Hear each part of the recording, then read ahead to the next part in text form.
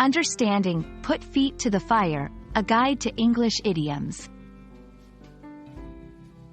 Hello, everyone. Welcome back to our channel, where we make learning English fun and easy. Today, we're diving into an intriguing English idiom, put feet to the fire.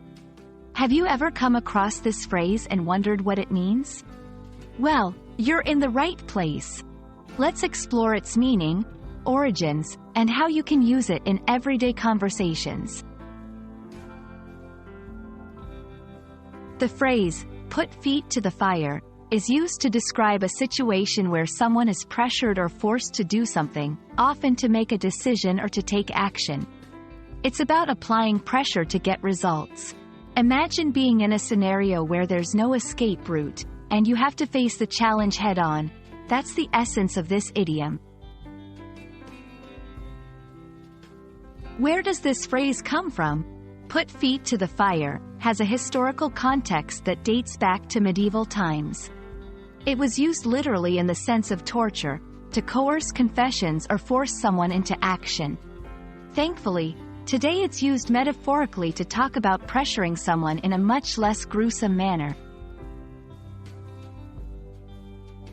Let's see how to use put feet to the fire in everyday conversations with some examples.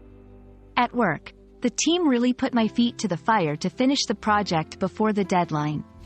In decision-making, I was unsure about moving, but my circumstances put my feet to the fire, and I had to decide.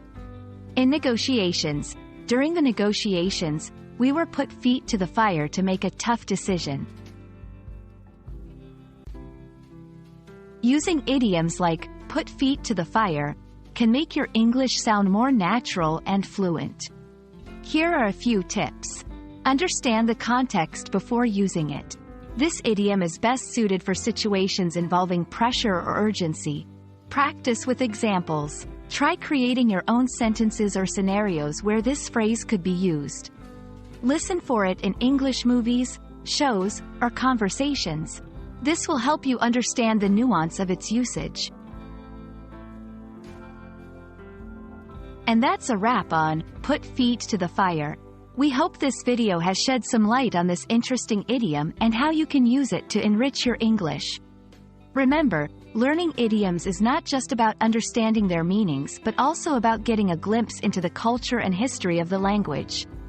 Keep practicing, and don't hesitate to put your learning feet to the fire. See you in our next video.